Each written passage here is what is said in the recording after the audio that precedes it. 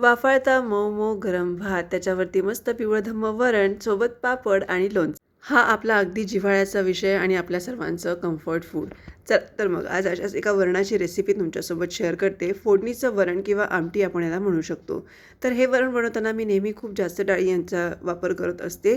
तर इकडे मी घेतलेली आहे तूर डाळ, मूग डाळ, उडीद डाळ थोडीशी तुम्ही घेऊ शकता. मी नाही घेतली आहे, स्किप केली होती. मूग डाळ पण घेतली आहे आणि मसूरची डाळ पण घेतलेली आहे मी याच्यामध्ये.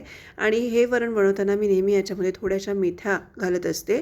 आता हे सगळं छान स्वच्छ धुवून घ्यायचं आणि नेहमी जसं आपण वरण शिजवतो तसं कुकरला लावून वरण शिजवून घ्यायचं.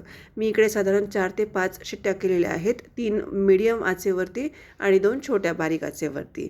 आता फोडणीसाठी काय लागणार आहे आपल्याला साहित्य, तर काहीच नाही. हे असं मस्त घट्ट घट्ट शिजवलेलं आपलं वरण आणि अगदी साधी फोडणी आपण देणार आहोत त्याला. टोमॅटो घेतला आहे, कढीपत्ता घेतला आहे आणि लसूण घेतला आहे. मस्त खमंग फोडणी द्यायची आपल्याला. सुरुवात करूयात.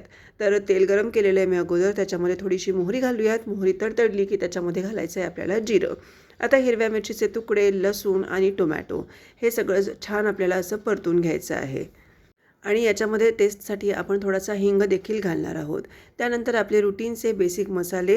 हिरव्या मिरच्या मी थोड्या कमी घातल्या होत्या, त्याच्यामुळे इकडे थोडंसं लाल मिरची पावडर मी घातलेलं आहे आणि थोडी हळद पण घातलेली आहे.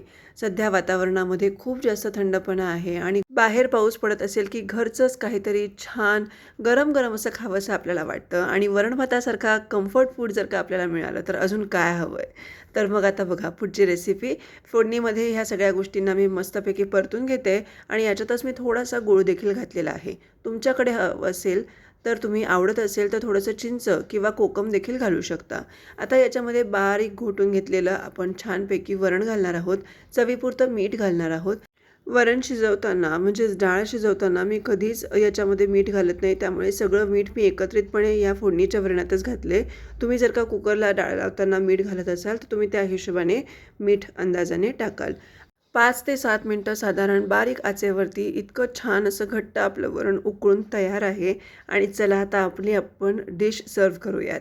तर मी नेहमी वाढताना की नाही असं छान डेकोरेशन करून वाढते, म्हणजे मोहीला पण ते फार आवडतं आणि आपल्यालाही जेवायला खरंच खूप छान वाटतं.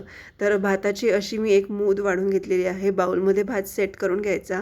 हा इंद्रायणी तांदळाचा भात आहे, त्याच्यामुळे हा असा मऊ मऊ असतो. त्याची ही छान अशी वाटी पडते आणि मग त्याच्यावरती आपलं वरण वाढून घ्यायचे.